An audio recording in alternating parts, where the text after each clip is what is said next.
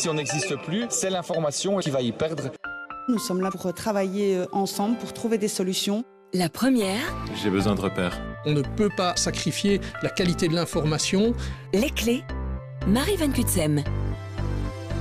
Bonjour à toutes et tous et bienvenue dans les clés médias. Aujourd'hui, on s'intéresse de près à une réforme qui ne fait pas l'unanimité, la réforme des médias de proximité. En Belgique francophone, pour l'instant, on compte 12 médias de proximité, ceux-là même que l'on appelait il y a encore quelques temps les télévisions locales. On les cite tous ? Allez, on les cite tous. Notez-les. Télé MB, Antenne Centre, Télé Sambre, ça c'est pour le Hainaut, BX1 à Bruxelles, TVcom dans le Brabant Wallon avec aussi Canal Zoom à cheval sur la province de Namur où l'on compte Bouquet et Matélé, TV Lux en province de Luxembourg, Védia et 4 à Liège.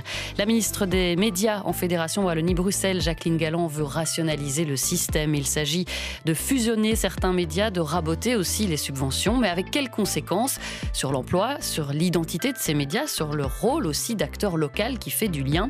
Comment se passent les discussions, les évolutions en cours, où en sommes-nous? On va bien entendu en parler avec nos invités, mais avant toute chose, on revient sur ce qu'il s'est passé ces derniers mois. La première. Les clés.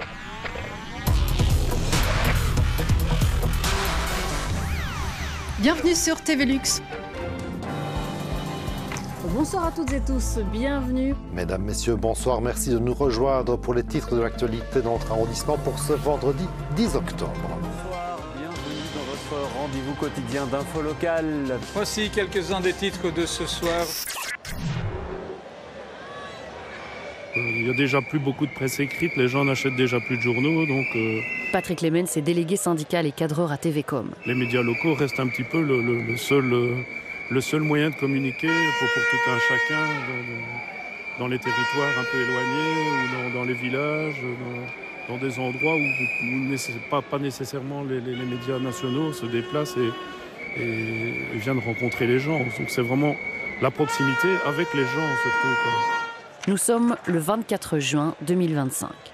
Il y a pas mal d'agitation devant le cabinet de Jacqueline Galland, la ministre des Médias en Fédération Wallonie-Bruxelles. Des journalistes, des techniciens, des cadreurs, des travailleurs de tous ces médias de proximité manifestent. Ils veulent se faire entendre après l'annonce d'un plan de réforme pour les médias de proximité. Notre collègue Rudy Hermans interroge les manifestants, dont Daphné Bertrand, journaliste à Bouquet. La formule est imbuvable, le plan est imbuvable, la manière aussi dont on est non considéré dans cette histoire est imbuvable, c'est-à-dire qu'on n'a pas voix au chapitre. Olivier Bohin est lui journaliste à Télé Sambre. On est bien d'accord que le business model ne marche plus, mais il y a moyen de faire ça autrement, pas de cette manière-là. Il y a des réalités de terrain qu'elle ne comprend pas. Ce que ressentent les manifestants ce jour-là, malgré le fait qu'une délégation ait été reçue par la ministre, c'est un manque d'écoute et de concertation. Céline Seruzio est la rédactrice en chef de Matélé. J'espère que c'est effectivement un projet de réforme, que c'est effectivement une pièce à casser et qu'il y a encore une marge pour faire comprendre l'utilité qu'on a dans nos communes. Vous en doutez? Oui, clairement. Annico Ozoraï fait partie du service culture de nos télés. Écoutez la voix, les inquiétudes, la colère aussi du personnel des médias de proximité, c'est indispensable. Et c'est pas le cas aujourd'hui? Ce n'est pas le cas aujourd'hui. Alors de quoi parle-t-on exactement? Il nous faut remonter en 2024. En décembre, Jacqueline Galland se rend dans le Hainaut pour expliquer sa démarche chez Antenne Centre et Télé Sambre. Valérie Dumont, la directrice de Télé Sambre, après la visite de la ministre. Ça fait peur, mais elle l'a répété, ça ne se fera que sur base volontaire. Elle ne sait pas encore comment. Elle veut d'ailleurs faire un groupe de travail par rapport à ces questions pour voir comment, de la façon la plus raisonnée, raisonnable et analysée, on peut réaliser ces fusions. Dans les mois qui suivent, le projet se précise, la ministre Jacqueline Galland. Vous savez, les finances sont compliquées à tous les étages de l'État et en Fédération Wallonie-Bruxelles également. Et donc, il faut rationaliser. Moi, je veux vraiment rassurer aussi l'ensemble du personnel des médias de proximité. Nous sommes là pour travailler ensemble, pour trouver des solutions. Et je rappelle aussi que les médias de proximité, ce sont des ASBL privés. Et donc, s'ils veulent trouver d'autres sources de financement, d'autres collaborations, mais vraiment, la porte maintenant leur est ouverte. Jacqueline Galland veut faire passer le nombre de médias de proximité de 12 à 8, en se calquant sur le découpage des provinces. Certaines provinces pourraient garder 2 médias de proximité en fonction de leur importance démographique. La ministre souhaite aussi geler les subventions de la Fédération Wallonie-Bruxelles dont disposent ces médias et revoir l'enveloppe des aides pour la promotion de l'emploi, enveloppe délivrée par la région wallonne. Moins de médias, moins d'argent, rapidement les inquiétudes et les protestations se font entendre. Il y a bien entendu la question du financement, avec des subventions rabotées, la pérennité des médias de proximité est mise en cause. La fusion risque quant à elle d'impliquer des pertes d'emplois, mais il y a un autre élément mis en avant par les opposants à la réforme, c'est l'importance de ce rôle de média local qui pourrait être mis à mal. Laurent Constanciello est le directeur de Matélé. Quand on couvre un marché de terroir, on est là vraiment pour faire du lien au quotidien et on alerte, on sensibilise en disant attention, là il y a un vrai danger que quelque part la ruralité soit oubliée et quelque part si on va plus loin, qu'on vienne des cités dortoirs où tout se passe dans les grands centres. Jacqueline Galland de son côté tient à rassurer. Cette réforme ne mettra ni en péril l'ancrage local, ni en cause le pluralisme, ni en danger la démocratie locale. Bien au contraire, elle constitue une opportunité de créer de véritables pôles médiatiques locaux, solides, pertinents et objectivement financés. Si on poursuit notre chronologie, il y aura la manifestation du 24 juin, il y en aura une autre début juillet car les syndicats protestent. Ils n'ont pas été invités à la concertation où seules les directions des médias se sont rendues. Le 18 juillet, après plusieurs rencontres et discussions, le gouvernement de la Fédération Wallonie-Bruxelles valide la réforme des médias de proximité. Le texte a été légèrement remanié, mais l'essentiel reste. D'ici 2031, il n'y aura plus que 6 pôles médias géographiques avec un seul média de proximité reconnu par province, sauf pour le Hainaut et Liège, qui pourront garder 2 médias. Il y aura un accompagnement financier pour soutenir cette transition. La note confirme aussi le gel dès l'an prochain des subsides à 10 millions d'euros par an. Bonjour Valentine Lissoire. Bonjour. Vous êtes la directrice de Bouquet et Canal Zoom, une directrice pour 2 antennes. On va voir comment ça évolue chez vous, bien entendu. Mais un mot peut-être des débuts des télévisions locales à l'origine. C'est un peu la matérialisation, disons, du tissu associatif de proximité. Ça émane vraiment de la base. Vous dites, c'était à l'origine un laboratoire presque des médias pirates. Qu'est-ce que vous voulez dire par là ? En fait, ils ont commencé à émettre sur les ondes de façon... c'était pas légal, etc. C'était vraiment des médias, des passionnés qui sont regroupés ensemble pour faire connaître au niveau socioculturel et éducation permanente toute une série de revendications aussi. Et donc, il y avait vraiment une envie de faire de l'information de proximité et d'être au plus près du citoyen. Ces médias, en fait, ils se sont petit à petit professionnalisés. C'est ça, et ils vont aussi rentrer petit à petit aussi dans un cadre plus institutionnalisé. Ça va rentrer dans le cadre d'un décret. Petite parenthèse, d'ailleurs, on ne dit plus télé locale aujourd'hui. Depuis 2021, depuis le nouveau décret SMA, on a changé, on parle de médias de proximité. On ne diffuse plus seulement sur le linéaire, on est actif sur les réseaux sociaux. Et d'ailleurs, je ne sais pas si vous y reviendrez plus tard dans l'émission, mais le CSA a sorti un bilan sur les déploiements numériques des médias de proximité. Et donc, on a multiplié les heures de production au niveau numérique. Donc, vraiment, on montre qu'il y a un virage, un tournant qui est pris sur le déploiement numérique des médias de proximité. Bonjour Bertrand Coles. Bernard Coles, pardon. Bonjour Bernard, oui. Oui, Bernard, tout à fait. Excusez-moi. Vous êtes avec nous à distance. Vous êtes le directeur des études de l'agence Mediaspace. Vous êtes aussi professeur invité à l'UC Louvain en socio-économie des médias. Donc, on entend bien au début que c'est assez expérimental avant d'être cadré, institutionnalisé. Mais pour bien comprendre, quel est le statut juridique aujourd'hui de ces médias de proximité ? Alors aujourd'hui, et depuis un décret des années 80, il s'agit chaque fois d'ASBL. Donc nous avons pour le moment, autant que je sache, 12 ASBL différentes. On est totalement dans le non-profit. J'ajouterais juste une chose quant à l'histoire. Il y a eu le développement des télés locales. À peu près au même moment, vous aviez aussi l'éclosion des radios libres ou radios pirates même, telles qu'on les appelait. Il faut rappeler, on est dans le contexte des années 70, avec l'audiovisuel qui est un monopole d'État à ce moment-là. Vous avez une télé par pays, une radio par pays, et donc il y a à ce moment-là très peu de diversité. Du coup, il y a une tentative d'appropriation des médias audiovisuels, justement par la société civile. C'était évidemment plus facile à faire, plus léger au niveau des radios, plus compliqué à faire au niveau des télés, puisque l'infrastructure est évidemment plus lourde.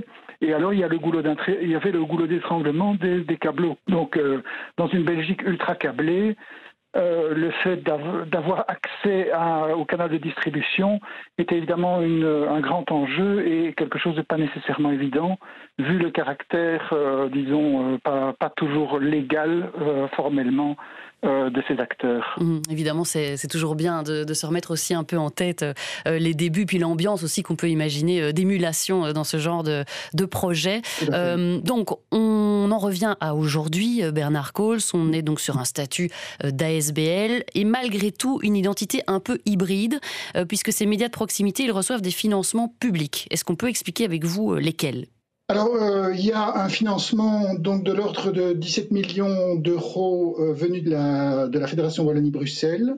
Alors, ce financement se répartit en frais de fonctionnement pour une dizaine de millions et alors toute une série d'autres postes, et notamment un poste assez significatif sur les aides à l'emploi. Il y a également, et d'ailleurs on l'a évoqué, une aide pour la digitalisation, donc pour le passage au numérique, qui est de l'ordre de 1,1 million en tout cas sur l'année 2024. D'autre part, il y a évidemment les ressources propres, notamment la publicité, mais j'avoue que sur le plan des revenus publicitaires, je ne trouve pas qu'il y a beaucoup de transparence. En tout cas, je ne sais pas à quel niveau ça peut se monter. On va y revenir, mais Valentine Lissoire, avant ça, en échange de ces subventions, de ces montants qui viennent du public, il y a un contrat de gestion. C'est ça. C'est comme pour la RTBF. De quoi s'agit-il rapidement ? Donc en fait, en réalité, on a des minutes qu'on doit produire chaque année. On doit rendre un rapport à destination du CSA. Ces minutes, elles sont réparties en 4 missions principales, qui sont tout ce qui est information, il y a tout ce qui correspond à la culture, l'animation, et tout ce qui est éducation permanente. Et dans l'éducation permanente, on reprend l'éducation aux médias. Donc en fonction de la taille du média, il y a un nombre de minutes qui est défini. Et chaque année, on rend un bulletin au CSA, on complète tout un document et le CSA nous revient si on a atteint les objectifs qui sont fixés ou pas. Pour Bouquet et Canal Zoom, dont vous êtes la directrice, on le rappelle, les subventions, les APE, ça représente une grosse part de votre budget ? Oui. Alors, il faut vraiment différencier 2 choses. Il y a le subside de fonctionnement qui vient de la Fédération Wallonie-Bruxelles et les APE qui sont au niveau de la région Wallonne. Oui. Le subside de fonctionnement, c'est l'enveloppe de 10 millions. Dans ce subside de fonctionnement, il y a 2 branches. Il y a le subside de fonctionnement qu'on appelle classique et le subside de fonctionnement numérique. Et ce montant qui est plafonné à 10 millions, c'est ce subside de fonctionnement dont on parle. Pour Bouquet, le subside de fonctionnement est de 768 000 euros cette année. Comment est-ce qu'il est calculé ? En fait, ce subside de fonctionnement, c'est vraiment toujours une base. Donc, peu importe la taille du média, peu importe le nombre de populations, c'est une base qui est commune à l'ensemble des médias de proximité. Et puis après, sur cette base, il y a 3 critères qui sont la production, le volume... la productivité et le troisième, la population. Et donc, en fait, ces critères mis ensemble permettent de définir un montant qui est le subside de fonctionnement. Voilà. Et ça, c'est la base. Et donc, c'est réparti entre chaque média de proximité. Ce qui fait que si on regarde purement le critère population, aujourd'hui, ce subside de fonctionnement, il peut paraître un peu parfois disproportionné pour des médias plus petits versus des médias un peu plus grands. On parlait de la publicité il y a un instant. Quels sont les autres revenus de votre média ? Et donc ça, c'est dans les conventions qui sont signées avec la Fédération Wallonie-Bruxelles. Les médias de proximité ont l'autorisation de faire des productions audiovisuelles, de capter tout ce qui est événements, de produire, je pense qu'il y a aussi des formations à tout ce qui est médias, etc. Donc il y a toute une série de missions qui peuvent être réalisées par le média de proximité pour diversifier ses revenus. Bernard Cohls, ce qui est intéressant ici, c'est qu'effectivement un média de proximité n'est pas l'autre, vous qui les étudiez. Est-ce qu'il y a, selon vous, un manque de transparence générale sur les revenus des médias ? Vous parliez de manque de transparence tout à l'heure, ou en tout cas une difficulté à établir une sorte de profil type, on va dire, du média de proximité du point de vue socio-économique ? Il y a en tout cas beaucoup de difficultés à établir une espèce de cohérence entre tout le monde. Donc on a évoqué la production numérique, elle est extrêmement variable d'un média à l'autre. De même d'ailleurs les résultats financiers pour ce qu'on peut en savoir. Il y a des médias qui sont structurellement déficitaires, il y en a d'autres dont je dois dire le bulletin de gestion est plutôt exemplaire. Donc, si vous voulez, au niveau de ce qui se passe dans le fonctionnement, c'est à mon sens, extrêmement hétérogène. Par contre, au niveau des publics, ça a l'air d'être relativement consistant de l'un à l'autre. On va parler des publics, bien entendu, dans la suite de l'émission. En attendant, cette proximité implique des ancrages locaux dans les contenus, c'est bien normal. On va d'ailleurs s'y plonger dans ces contenus avec Sarah Pousset. Les 12 chaînes de télé locales, ce sont d'abord 12 grandes messes de journaux télévisés chaque soir. Bonsoir, bienvenue dans votre rendez-vous quotidien d'info locale. Voilà monsieur, bonsoir et bienvenue dans vos actualités de ce jeudi 16 octobre. Bienvenue dans ce journal, voici les titres de ce mercredi 15 octobre. Différents formats sont proposés pour informer la population, des reportages sur le territoire, mais aussi des débats ou de longues interviews. Bonjour ou bonsoir, nous évoquons ce soir les enjeux électoraux à Nivelles dans le débat du jour. Le Namurois devra débourser un peu plus pour une série de taxes et de redevances. Par contre, bonne nouvelle, la ville ne touche pas à l'IPP et aux décimes additionnelles. Bonjour à toutes et à tous et bienvenue dans Les Experts. Alors cette semaine, on va encore parler budget, argent et négociations bruxelloises. La grande force des médias locaux, c'est aussi la couverture du sport avec des divisions ou des disciplines moins médiatisées. Au programme de Challenge, chapitre jeu de balle avec nos invités, les Ivoiriens Devan et William Cassard, champions de Belgique. Une victoire qui tombe à pic et qui va lancer réellement la saison des Jambloutoises dans l'antichambre de la Super Division, la Nationale 1. Les fumigènes et les célébrations n'ont pas dû attendre la fin du match de barrage retour entre Miavois et Avrennes dimanche. Et puis en dehors des informations, on retrouve un tas d'émissions différentes qui varient en fonction des chaînes. Des émissions culturelles, historiques, culinaires, le tout pour mettre en valeur le patrimoine local. Bonjour, c'est Ivy et vous regardez Ça part en live. Deux invités dans Culturel aujourd'hui, deux guitaristes, Jacques Stotzem et Sébastien Auge, qui chacun sortent un nouvel album. Anne-Françoise s'est lancée dans une aventure pour obtenir l'appellation d'origine protégée du fromage de Herve. Bonjour à tous, bienvenue dans ce nouveau numéro de C'est notre histoire consacré au patois. Salut à tous, c'est Charlotte. Aujourd'hui, on prend le train direction Saint-Guilain où on rejoint Marcel au musée du Rail. C'est parti pour un nouvel épisode de Suivez le guide. Enfin, les télés locales proposent aussi des contenus éducatifs à destination des enfants ou des adultes. Et puis certains formats sont développés en fonction de l'actualité. Par exemple, avec l'arrivée du tram à Liège ou le nettoyage des berges après les inondations dans la vallée de la Vesdre. Bonjour à terre tous, j'espère que vous avez faim bas et que vous êtes fin content de me voir. Bienvenue dans Tram en commun. Depuis le 28 avril, le tram circule, les parkings sont accessibles. Ils travaillent sans relâche depuis 2 ans pour consolider, réparer et améliorer les berges de la Vesdre et l'adapter aux risques climatiques. Bonjour à tous, très heureuse de vous retrouver pour ce nouveau numéro de Curieux de Nature. Saviez-vous que certaines espèces exotiques, qu'elles soient animales ou végétales, peuvent représenter une vraie menace pour notre biodiversité locale ? Chaque télé locale propose donc une variété de contenus adaptés à la diversité de son propre territoire. Voilà pour cette immersion dans les contenus des médias de proximité. Valentine Lissoire, on parlait il y a un instant du volet financier. Il faut savoir aussi, en matière d'hétérogénéité de ces médias de proximité, que toutes n'ont pas non plus les mêmes financements. Par exemple, vous avez, vous, une convention communale. Oui, c'est ça. Mais donc, en fait, tous les médias de proximité sont soutenus à échelle locale, mais à géométrie variable. Et donc, en fonction de l'historique du média, certains médias ont 4 € par exemple par commune et d'autres en ont peut-être 1. Et certaines provinces soutiennent leurs médias de proximité, d'autres provinces ne soutiennent pas les médias de proximité. Et on parlait tout à l'heure des conventions et des objectifs qui sont fixés au niveau du CSA. À aucun moment donné, il n'est tenu compte de de la somme des aides qui sont reçues pour fixer en fait ces minutes. Donc ça veut dire qu'avec des enveloppes parfois plus réduites, certains doivent produire plus. Oui, c'est ça. D'où l'importance peut-être un jour d'établir une forme de cadastre de ce côté-là. Oui, ou surtout peut-être de rendre moins fragile certains médias de proximité par rapport...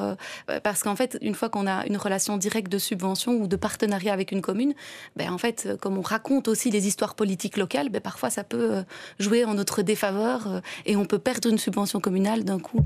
Mais directement, ça a un impact sur l'emploi. C'est déjà arrivé, ça ? Oui, l'année passée. Oui, l'année passée, c'est arrivé. Alors on a entendu tous ces extraits, Bernard Cohls, au niveau des médias de proximité. Est-ce qu'on sait quelles sont les audiences de ces médias de proximité ? Alors, il y a une étude qui a été faite au niveau de l'ensemble des 11 télé wallonnes, donc faite en 2023, qui donne grosso modo une pénétration sur le jour moyen de 15%. Maintenant, ça varie un peu d'une zone géographique à l'autre. Mais grosso modo, ça tourne autour de ça. BX1, ils ont fait une étude par le même prestataire, donc il leur donnait 15%. Aujourd'hui, donc ils ont utilisé un autre prestataire qui leur a donné moins.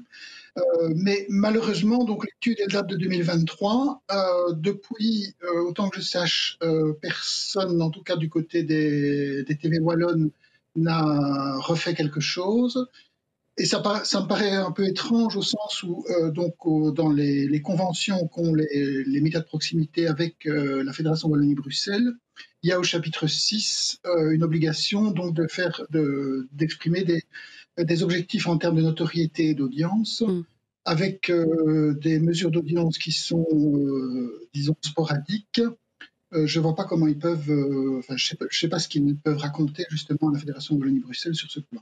Valentine Lissoire, comment ça se fait qu'on n'ait pas ces chiffres ? Je veux dire, 2023, c'est vrai que c'est quand même un peu vieux. Est-ce que ce n'est pas embêtant pour vous, pour travailler sur vos contenus, adapter votre offre, en dehors même des obligations de rapporter ces chiffres ? Il y a deux choses. Pourquoi on n'a pas les chiffres au quotidien ? En fait, parce qu'en fait, on n'est pas CIMé, donc parce qu'il y a des zones... Quand vous dites CIMé, vous parlez du CIM. Du CIM, oui, voilà, c'est ça. Oui.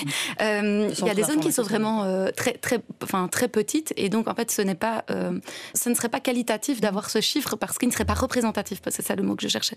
Il ne serait pas représentatif de la réalité de l'audience. Donc c'est pour ça qu'on n'est pas CIMé. Alors il y a cette étude d'audience qui est réalisée tous les 3 ans par le réseau des médias de proximité. Donc ça c'était l'historique et comment on l'a fait. Elle a été faite en novembre 2023.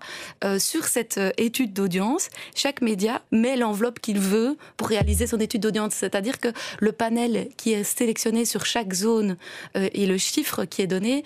Par exemple, sur la zone de Bouquet, on a pris un panel très petit, 2000 personnes. Et donc, il y a d'autres médias qui ont mis un panel plus grand, qui ont rajouté des questions. En plus, les chiffres sont difficilement comparables, quoi. En fait, ils sont difficilement comparables, même si certaines questions sont quand même similaires. Le tronc global de l'enquête est similaire. Mais donc, il y a des diversités aussi dans l'enveloppe qu'on a mis chacun dans cette étude d'audience. Un mot de la réforme en cours. Bernard Cohls, on parle d'un découpage en province qui a été établi par la ministre Jacqueline Galland. Donc 6 pôles médiatiques, sauf dans le Hainaut et en province de Liège, où il y en aura 2. Est-ce que ce découpage, il a du sens pour vous ? Franchement, je n'en sais rien, mais je trouve que c'est quelque chose qui devrait justement être étudié en profondeur. Si vous voulez, est-ce que l'entité administrative province est vraiment le découpage cohérent par rapport à des bassins de vie ? Quand on voit justement Canal Zoom qui est à cheval sur 2 provinces, on se dit peut-être qu'effectivement il y a des découpages, des répartitions qui sont plus homogènes et certainement plus représentatives de réalités sociologiques. Je me permets de revenir juste sur le CIM.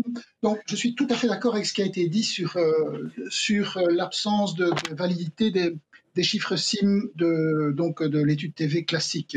Elle n'est absolument pas faite pour être représentative sur les médias de proximité. Par contre, je trouve personnellement qu'une étude tous les 3 ans, c'est beaucoup trop peu. Eh bien, le message est passé. Mais c'est toujours l'argent le problème, le nerf de la guerre. Évidemment. Et d'ailleurs, parlons d'argent, Valentine Lissoire, parce que sur cette idée dans la réforme de restructurer, de rationaliser, on se dit, bon, évidemment, produire des contenus médias, ça coûte cher, il y a beaucoup de frais fixes avec le matériel, sachant aussi que plusieurs médias ont leur compte visiblement dans le rouge. En tout cas, ce sont les échos qu'on a du côté du cabinet Galland. Ça a du sens de réfléchir en termes d'économie d'échelle, de rapprochement ?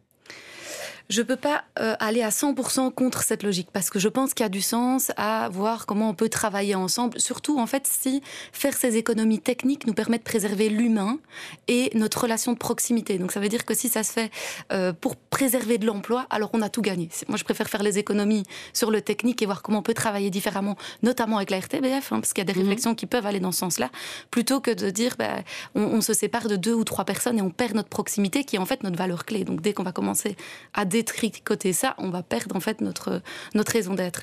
La ministre a aussi évoqué la possibilité pour les médias de proximité de faire appel à des financements privés. Vous pensez quoi de cette idée ?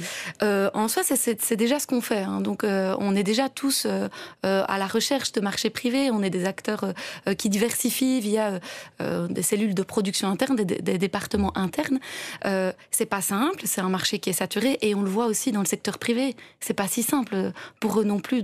Donc, alors pour des médias publics, aussi aller chercher ces financements privés, on est dans le même marché qui est saturé. Donc, et avec le déclin au niveau publicitaire, avec tous les canaux de diffusion qui nous échappent, parce que sur nos sites internet, Google maintenant, l'intelligence artificielle résume en un pavé. Donc les gens cliquent plus sur nos sites, mis à part via Meta, mais pour être sur Meta et bien vu, il faut un bon algorithme et donc il faut être bien référencé et c'est pas toujours les contenus avec de l'information qui vont se retrouver les premiers sur Meta et puis finalement on se pose la question du linéaire par la suite. Valentine Lissoire, vous êtes la directrice de Canal Zoom et Bouquet. Est-ce que ça veut dire que les rapprochements ont commencé dans la province de Namur, même si on sait bien que Canal Zoom recouvre aussi un petit peu la province du Brabant wallon? Oui, en fait ça fait des années que Canal Zoom et Bouquet en fait s'alignent et essayent de se rapprocher et finalement on a marqué le coup avec les deux organes d'administration l'année passée en se disant on va vers cette direction commune, on va vers ce rapprochement entre nos deux médias.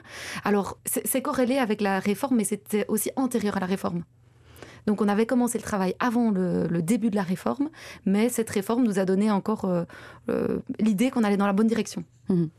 Sur la question de l'emploi, il y a évidemment des inquiétudes si on rationalise, pour utiliser les termes de la ministre Galland. Est-ce que vous avez déjà fait des projections de ce côté-là ? En fait, alors, comme on n'a pas encore les chiffres sur les APE, c'est très compliqué. Par contre, ce que je peux dire aujourd'hui, c'est que l'emploi, ça représente 80% de notre budget. Donc 80% de notre budget, et en sachant que les subventions ne sont pas indexées. Dès que j'ai mes salaires qui vont être indexés, en fait, d'ici 3 ou 4 ans maximum, ça va commencer à devenir compliqué, en fait. Et ça veut dire quoi alors à ce moment-là ? Des pertes d'emploi, d'office ? Ça veut dire qu'en fait, alors c'est ça la problématique actuelle, c'est que comme on n'a pas et c'est ça le problème de la réforme, on n'a pas de cadre financier clair. Donc finalement, qu'il y ait 1 média de proximité, 5 médias de proximité, 10 médias, en fait, on s'en fout. On trouvera toujours une façon de fonctionner correctement ensemble. Ce qu'il nous faut aujourd'hui, c'est comment vont évoluer les financements. Et donc cette répartition des 10 millions notamment, et cet impact sur les APE, pour qu'on puisse faire des projections financières et tenter de préserver au maximum l'emploi. C'est ça l'enjeu. Comment se passent les discussions sur la mise en place de ces réformes ? Parce que on se dit que même si les subsides ils sont gelés pour tout le monde, il y a quand même quelque part des gagnants et des perdants dans le sens où il y en a qui doivent fusionner et puis il y en a d'autres qui vont garder leurs médias intacts. Comment on gère cet aspect-là au sein du réseau des médias de proximité ? Parce qu'on doit fonctionner aussi ensemble. Oui, et c'est particulièrement complexe pour le moment, à savoir que quand on a le même gâteau et qu'on sait que le gâteau ne grandira plus, et ben voilà, les parts